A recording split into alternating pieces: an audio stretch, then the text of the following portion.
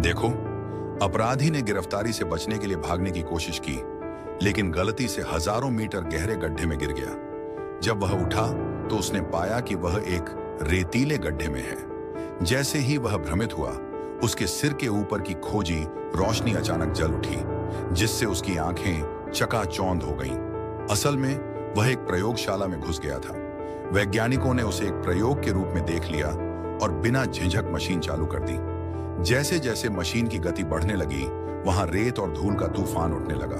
कुछ गड़बड़ महसूस कर अपराधी भागने की कोशिश करता है, लेकिन बहुत देर हो चुकी थी। मशीन ने उसे वापस अंदर धकेल दिया। जब वह दोबारा उठा तो उसने देखा कि उड़ती हुई रेत एक बवंडर में बदल गई है। तेज रेत उसकी त्वचा के रोम छिद्रों में घुसने लगी और उसके शरीर की कोशिकाओं पर हमला करने लगी। कुछ ही पलों में आदमी पूरी तरह से रेत में बदल गया और हवा में गायब हो गया।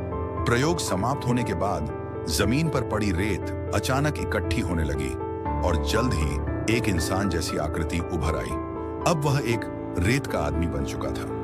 अपनी नई शक्ल देखकर वह हैरान था और खुद को टटोलने लगा। तभी उसकी नजर सामने पड़ी एक हार पर पड़ी। उसने उसे उठाने की कोशिश की, लेकिन अभी तक अपने शरीर पर नियंत्रण न होने के कारण असफल रहा। यह देखकर वह दुखी हो गया, लेकिन हार नहीं मानी। इस बार उसने सफलतापूर्वक हार उठा ली। हार में रखी तस्वीर को देखकर वह भावुक हो गया, लेकिन उसी क्षण उसने खुद को संभाला और पूरी ताकत लगाकर रेत के ढेर से बाहर निकल आया। वह पूरी तरह से रेतीला जीव बन चुका था। फिर वह सड़क पर निकला, लेकिन जैसे ही उसने कदम रखा, पुलिस अधिकारी फुबोलो ने उसे पकड़ लिया। लेकिन जब वे उसे पकड़ने आगे बढ़े तो वह अचानक गायब हो गया। फुबोलो ने कार के ऊपर चढ़कर उसे देखने की कोशिश की।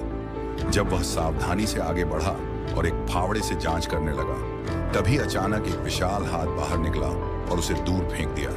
फिर देखते ही देखते एक विशालकाय रेत का आदमी वहां प्रकट हो गया। यह देखकर लोग डरकर भागने लगे। फुबोलो ने तुरंत उस पर गोलियां चला दी, लेकिन रेत के आदमी पर कोई असर नहीं हुआ। उसने एक घूंसे में सभी को हवा में उड़ा दिया और फिर एक धूल के बवंडर में बदलकर भाग गया। तभी अचानक स्पाइडरमैन वहां पहुंच गया।